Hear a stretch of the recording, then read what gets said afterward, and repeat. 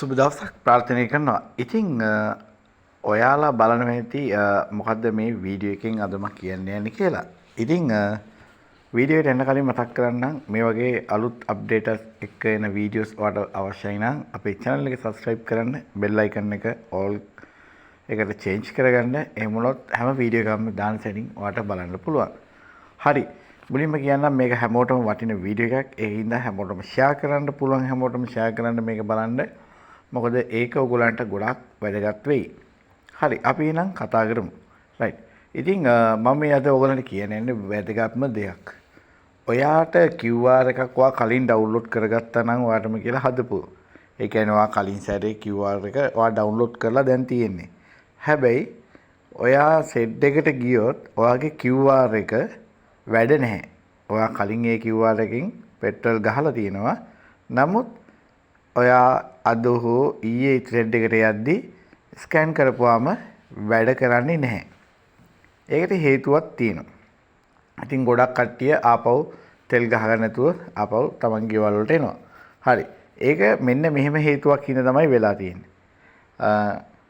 ඔයාගේ QR එක ඔයාට කියලා account එකක් තිබ්බට ඊයේ සහ පෙරේදා ඔයා දන්නවා ගොඩක් කට්ටියට QR account එක හදාගන්න බැරි වුණා. full pass එක හදාගන්න බැරි වුණා. ඒකට හේතුව phone numbers නැහැ සමහර අයට. සමහර අයගේ vehicle එක change වෙලා තියෙනවා ඒ ප්‍රශ්න නිසා. ඉතින් ඒකදී කරේ full pass හදන ඒගොල්ලෝ කරේ සමහර detail reset කරා. ඒ කියන්නේ ඒගොල්ලන්ට ආයෙ අලුතෙන් account එකක් හදාගන්න පුළුවන් වෙන්න reset කරා.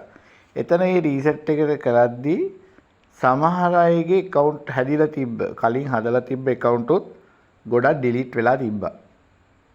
එතකොට එහෙම delete වෙච්ච account තමයි ඔයා set එකට ගිහිල්ලා scan කරපුවාම ඔයාගේ QR එක වැඩ නැහැ කියලා කියන්නේ ඔයාගේ account එක delete වෙලා. ඉතින් ඔයා කොච්චර ඊට පස්සේ ගෙදර ඇවිල්ලා කොච්චර මෙන්න මෙතන phone number එක ගාලා කොච්චර කරන්න හැදුවත් ඔයාට ඒක ගහන්න බෑ. ඒකට හේතුව ඔයාගේ account එකක් නැති නිසා. ඉතින් ඔයාට login වෙන්න බෑ.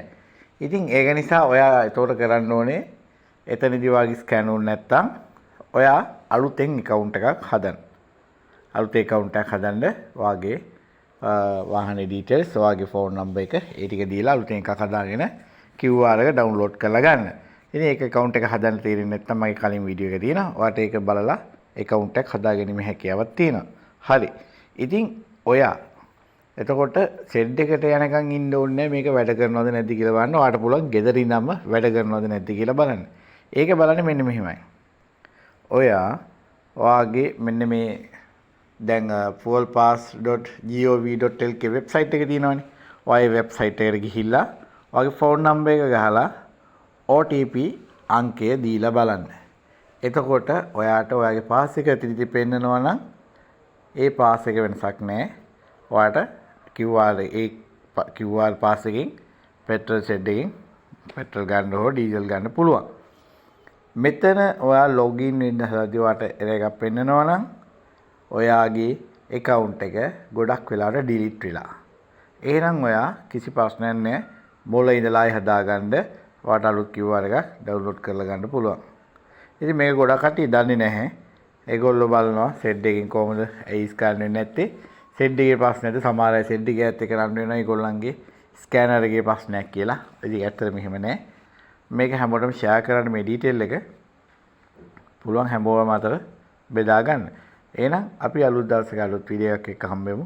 සුබ දවසක්.